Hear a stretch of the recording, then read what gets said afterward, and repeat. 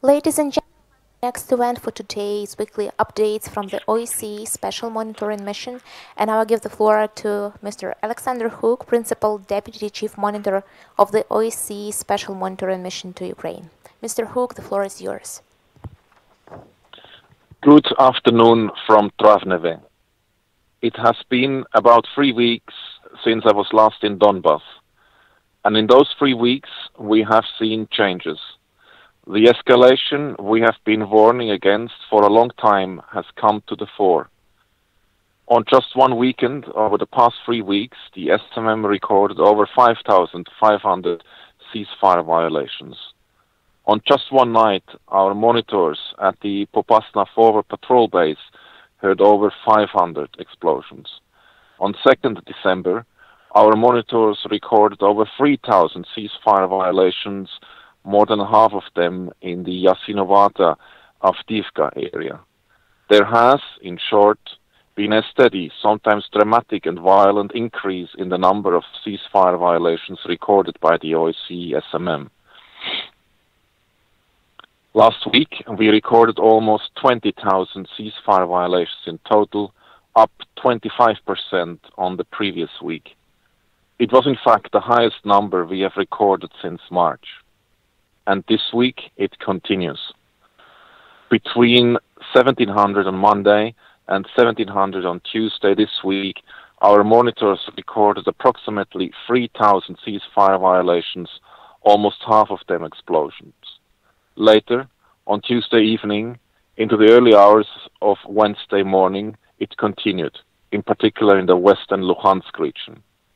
Preliminary data supplied by our monitors on the ground in Kadivka and Popasna show that there were almost 1,000 explosions there on Tuesday night, early Wednesday morning. In one particular episode, between 0100 and 0158 on Wednesday morning, our monitors at the Forward Patrol Base in Kadivka recorded 240 heavy explosions.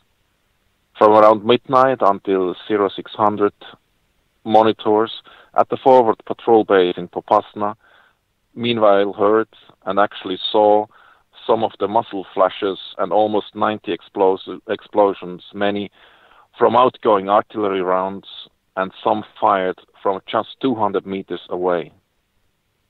The intensity and danger posed to our monitors, especially those in Popasna, where the reckless nearby outgoing fire endangered them, forced SMM monitors to take shelter in an underground bunker. Dear friends, we have long known of the correlation between forward moves by and proximity of the sites and violence and escalation. We have seen the correlation between forward moves of forces and formations and ceasefire violations many times in the past. We saw it play out in Pikusi and Pavlopil, and in Avdiivka and Yasinovata, and in many other places along the contact line.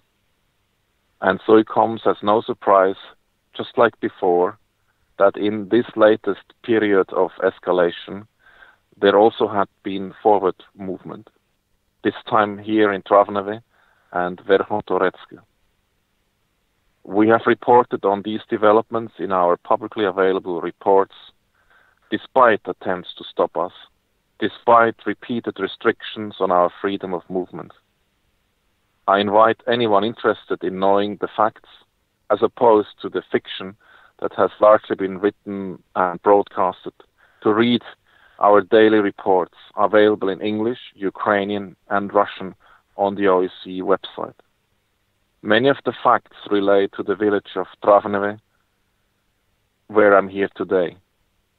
We have outlined the facts, indisputable facts. Some people have tried to spin these facts. They have spoken in terms of defending people and compliance with the Minsk agreements. They naturally wish to portray events in an advantageous light for themselves. I do not intend to comment on such interpretations, except to reiterate that the facts established by the OSCE SMM remain. They speak for themselves. Dear friends, winter has come. The sites are no closer to opening additional entry-exit checkpoints to allow people more easily cross the contact line. They are no closer to resolving differences that have resulted in thousands of people without electricity, water and gas. They are no closer to ending this violence. They are, in fact, away and further away than ever. We are seeing more violence, less implementation of the Minsk agreements. After 3.5 years, we are sadly further away from resolution than ever. The end seems not in sight. Those who ultimately decide on full implementation or partial implementation or no implementation must reflect on this. They must come here to villages like Travneve and see what their intransigence means for ordinary people, or at the minimum, read our daily reports. It is time to put people first. It is time to implement Minsk in full. It's time for peace. Dear friends, I'm not entirely without hope. I know there are many good people determined to bring about a peaceful resolution to the conflict here in eastern Ukraine. Thousands of people have resisted hate. Thousands come across the contact line every day. Thousands maintain contact and keep communication open. Last week we saw the benefit of communication. We saw concrete results from people discussing rather than fighting. Agreement was reached on measures to clear vegetation and conduct demining along the sides of the roads going through the entry-exit checkpoints. Already we have seen some work on the ground towards implementation of that joint decision. And we saw agreement allowing for repair of the wooden ramps at the Stanica Luhanska bridge. It's easy, especially on days when escalation occurs, to give up hope. But decisions made to improve life and follow-up actions to ensure it prove that not all hope is lost. Progress can be made, bridges can be built, peace can be restored. Thank you.